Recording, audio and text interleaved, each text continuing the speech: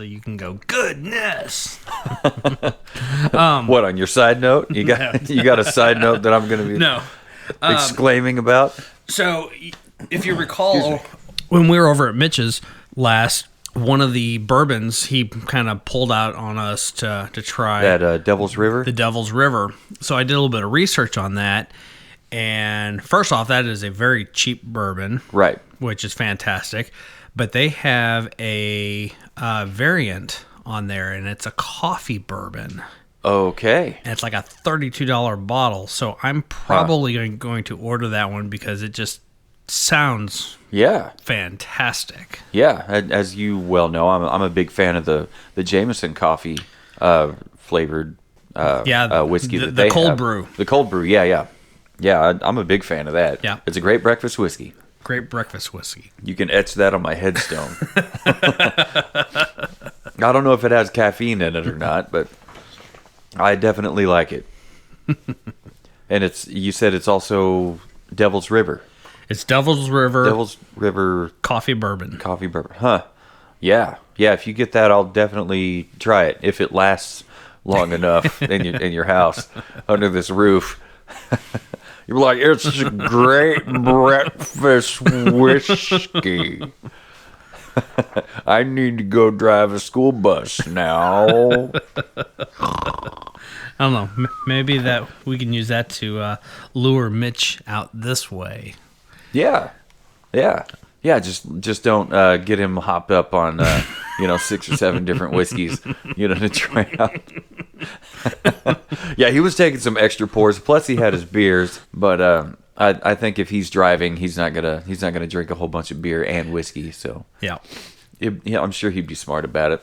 It was good to see him the other day at Voodoo. I didn't really talk to him that much, but he had a good time. Yeah, I would hope so. He was there, and then he was talking to you, and the two of you disappeared and went to the bar. You went somewhere. I don't know where the hell you went.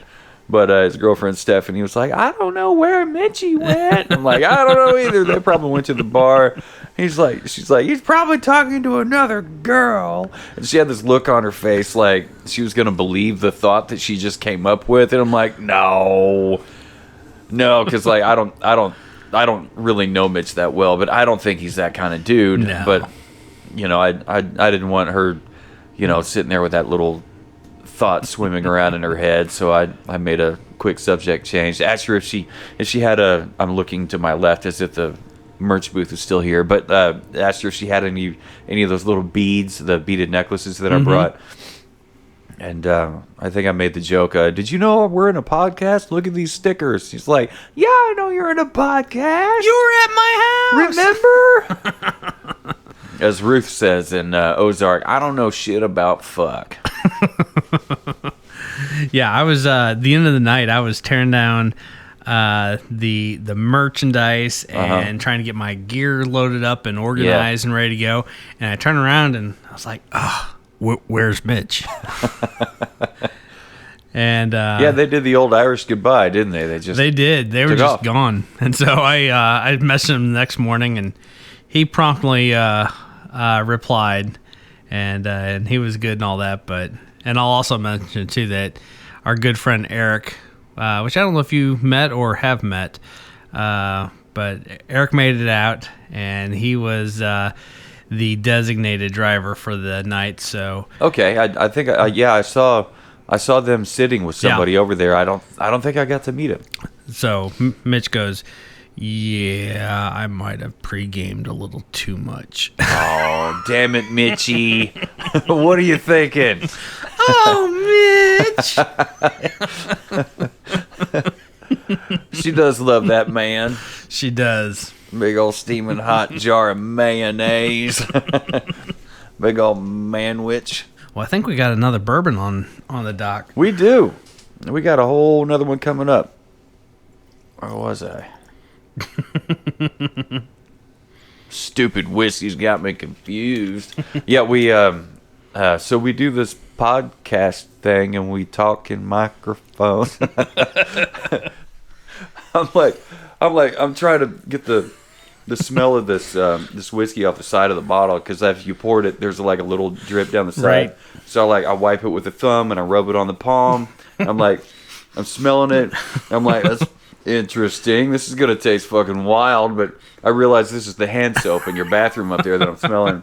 It's like honey and rain. It reminds me like in the 80s, there was this, it's like White Rain or something like that shampoo, and it reminds me of that. Now every time I sniff, I've got a whistle. It smells like a weird, damn it. Oh, well, good times. So, fun fact that I learned from Mitch this last week.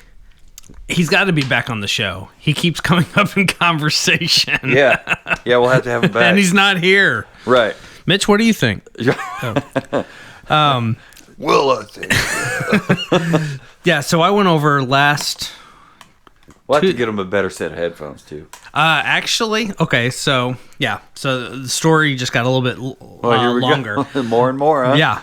So, last week, ahead of our show at the Voodoo Lounge, last Friday, I went over, I think it was Tuesday or Wednesday of last week, I went over there. And, of course, we had a couple drinks while I was over there. Uh-huh. But I show up over there, and sitting on his bar is a set of these glasses. Oh, he got these Glencairn. He got a set whiskey of glasses. Yes, That's cool. He got a set, and he bought himself a new pair of headphones. Okay. Specifically. All right. So he's planning on coming back. He's in his words. He's like in hopes you guys are going to have me back. But the thing that I learned, and I shouldn't be surprised. So I showed up last week to give him his tickets to the show. And he's got the right glassware now. Excellent. And he had already discovered, which I had not really. I knew about what a pour should be in these glasses in order to get them, to do their thing, to concentrate the aroma like it's supposed to or whatever. But if you pour just to where the curve of the bowl starts to curve back in, that is exactly 1 ounce. Okay. Not 1 ounce, a shot glass. So a shot's worth pour. So that would put it like if you set it on its side from base to the rounded bowl. Oh, it does, yeah. See how close that comes to the very lip? Yep. Like that would be 1 ounce, I believe. Okay. So that's more you know. He's a very observant man. Because I just poured like I would normally pour. Yeah. And he started talking about that. And I was like, really? And he took the glass and poured it into just a straight, typical shot glass. It was perfect. So, well, thought that was interesting.